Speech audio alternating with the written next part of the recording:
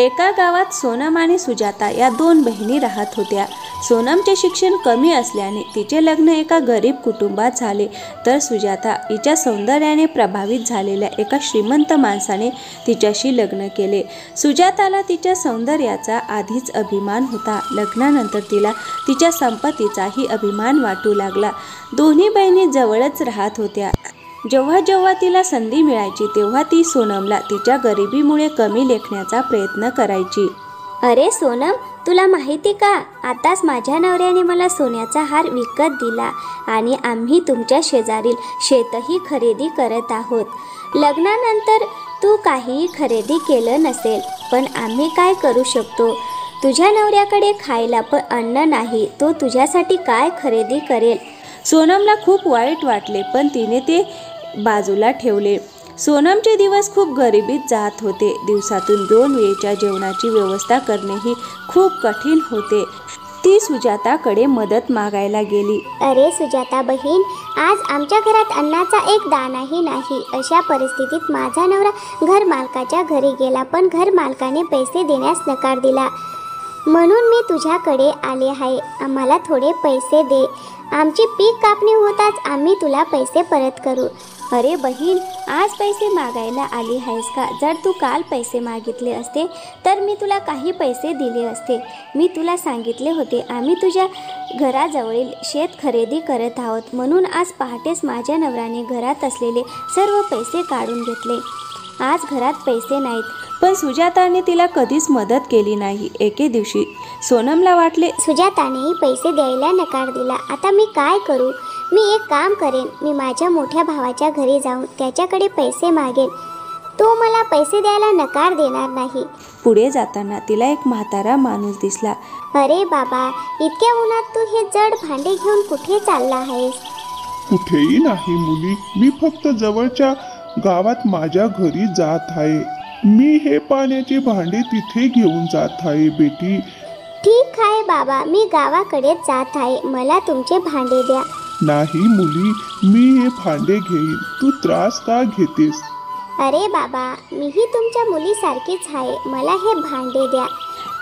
तिने भांडे घेतले. दोघेही एकत्र गावात पोचले. सोनमने भांडे म्हाताऱ्याच्या घरी सोडले. ठीक आहे बाबा, आता मी निघते. ती तिच्या भावाच्या घरी पोचली, पण त्यावेळी तिचा भाऊ घरी नव्हता. अरे वहिनी, भाऊ कुठे आहेत?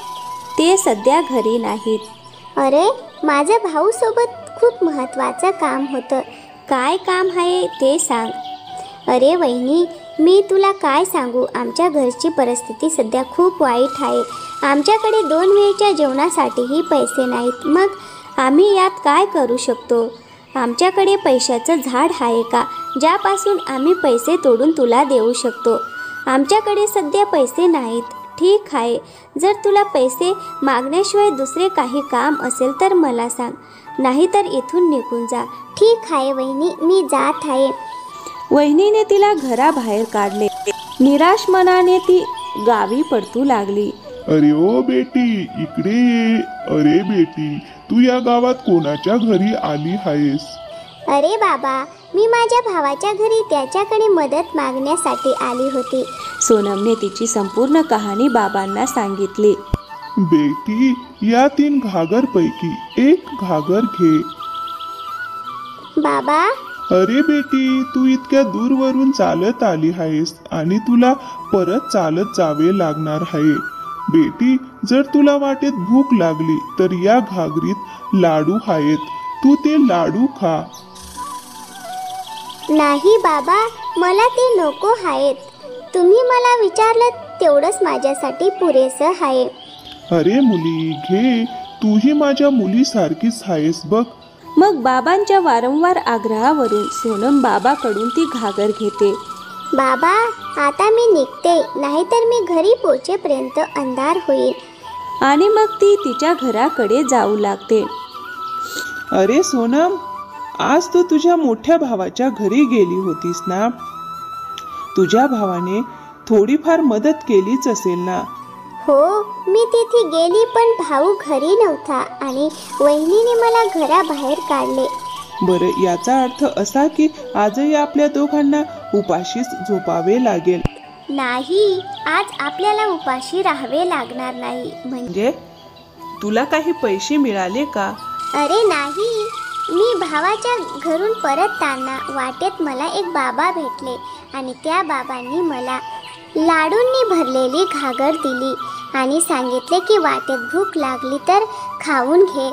पण मी ते लाडू खाल्ले नाहीत. मग त्या दोघांनी ती घागर उघडली. अरे देवा, इतके सोन्याचे नाणे! तुला ही घागर बाबांनीच दिली होती ना?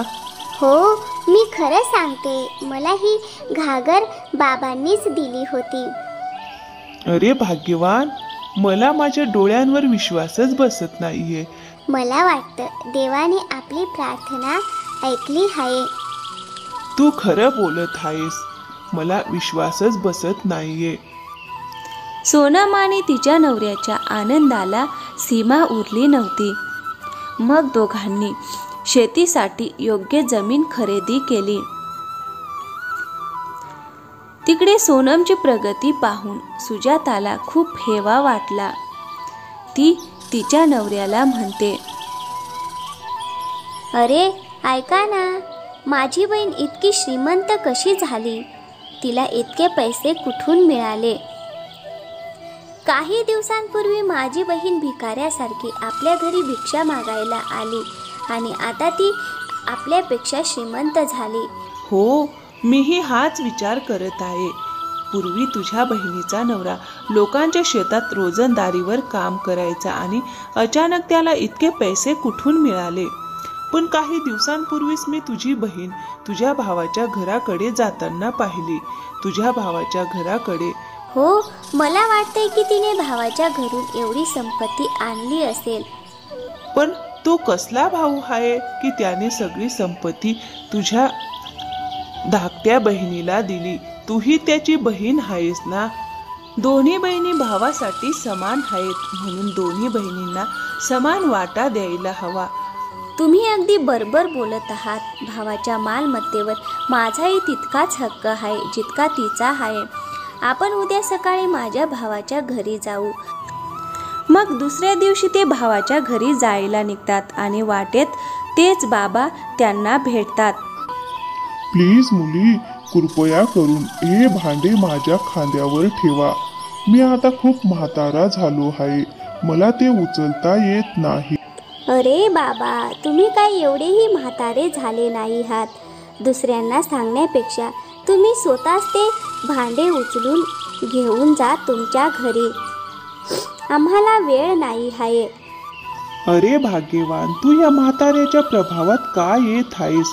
चल लवकर जाऊया, आपण आता घरी पोचणारच आहोत.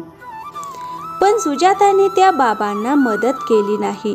ती तिच्या भावाच्या घरी पोहोचते. अरे भाऊ आणि बहिणी, काही दिवसांपूर्वी धाकटी बहीण सोनम इथे आली होती का? हो, आली होती ना सोनम. काही दिवसांपूर्वी आली होती, पण मी तिला भेटलो नाही. ती घरी आली तेव्हा मी शहराबाहेर होतो. फक्त तुझी वहिनी तिला भेटली. ती कशासाठी आली होती? हो, ती पैसे मागण्यासाठी आली होती, पण आमच्याकडे पैसेच नाहीत म्हणून आम्ही तिला असेच पाठवून दिले.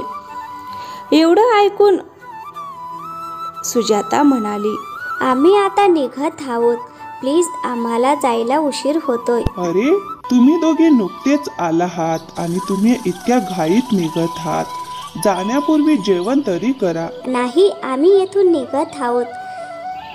असे सांगून ते घरी जायला निघतात. ठीक आहे. अरे, भाऊने तिला काहीच दिले नाही, मग तिच्याकडे इतकी संपत्ती आणि पैसा कुठून आला? मीही तोच विचार करत आहे. उन्हात फिरल्यानंतर मला खूप तहान लागली आहे. भाऊच्या घरी तुला तहान लागली नाही का? तू लवकर कुठून तरी पाणी घेऊन ये, मला चक्कर येत आहे. त्यांना एक झोपडी दिसते.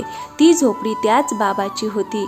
काय झाले बेटी, तू माझ्या घरी कशी आलीस? बाबा, मला एक भांडे पाणी मिळेल का?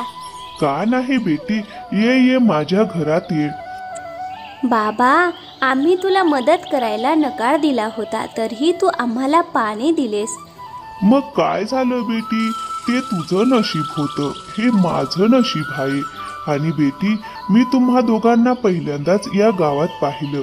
तुम्ही दोघंही या गावात कोणाच्या तरी घरी आला होतात का? अरे बाबा, माझा मोठा भाऊ या गावात राहतो. आम्ही त्याला भेटायला या गावात आलो होतो. बरं बेटी, तू त्या हर्याची बहीण आहेस ना? बेटी, तुला आणखीन एक बहीण आहे जी काही दिवसांपूर्वी तुझ्या भावाला भेटायला आली होती. बाबा, ती काही दिवसांपूर्वी भाऊला भेटायला इथे आली होती. पण बाबा, तुला कसं कळलं? अरे बेटी, आज ज्या ठिकाणी मी तुला भेटलो होतो काही दिवसांपूर्वी, तिथे मी तुझ्या बहिणीलाही भेटलो. त्या गरीब मुलीने माझं भांड माझ्याकडून घेतलं आणि मला माझ्या झोपडीपर्यंत सोडलं. पण बाबा, तुला माहिती आहे का, माझी बहीण तिच्या भावाच्या घरून आल्यापासून ती खूप श्रीमंत झाली आहे. मी तुला सांगेन मुलगी, मी तुला सांगेन. त्या मुलीकडे जी काही संपत्ती आहे ती तिच्या चांगल्या कर्मामुळे आणि चांगल्या हेतूंमुळे तिला मिळाली आहे. बाबा, तू काय म्हणत आहेस? माझ्या बहिणीच्या चांगल्या कर्मामुळे तिला इतकी संपत्ती मिळाली आहे, हे मला समजत नाहीये. फक्त चांगले कर्म करून आणि चांगल्या हेतूने माणूस श्रीमंत कसा होऊ शकतो? बाबा, तू काय म्हणत आहेस? मी तुला सांगेन मुलगी, इथे ठेवलेले हे सर्व घागर हे सामान्य घागर नाहीत. हे भांडे म्हणजे माणसाच्या कर्माचे आणि चांगल्या हेतूंचे फळ देणारे भांडे आहे. हे कोणत्या प्रकारचे भांडे आहे बाबा? मी तुमचा मुद्दा चांगला समजला आहे. हे कर्माचे भांडे आहेत. तुमचं कर्म काहीही असो, तुम्हाला तुमच्या कर्मानुसार या भांड्यातून फळ मिळेल. तू बरोबर बोललीस बेटी, अगदी बरोबर बोललीस. तू पण एक भांडे घे, तुलाही तुझ्या कर्माचे आणि तुझ्या हेतूचं फळ नक्कीच मिळेल. बाबांनी सुजातालाही एक भांडे दिले आणि ते दोघे तिथून निघून गेले.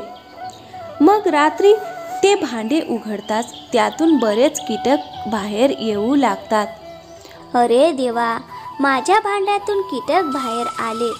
पण यात माझी काय चूक होती? माझ्या कर्मानुसारच मला हे फळ मिळाले आहे. मी खूप लोभी होती. तुझी गरीब बहीण आर्थिक मदत मागण्यासाठी तुझ्याकडे आली होती, पण तू तिला मदत केली नाही. अशी कृत्ये केल्यानंतर तू चांगल्या परिणामांची अपेक्षा कशी करू शकते? तर मित्रांनो, कशी वाटली तुम्हाला आजची गोष्ट? आवडली असेल तर व्हिडिओला एक लाईक करा आणि हो, चॅनलवर नवीन असाल तर प्लीज चॅनलला सबस्क्राईब नक्की करा.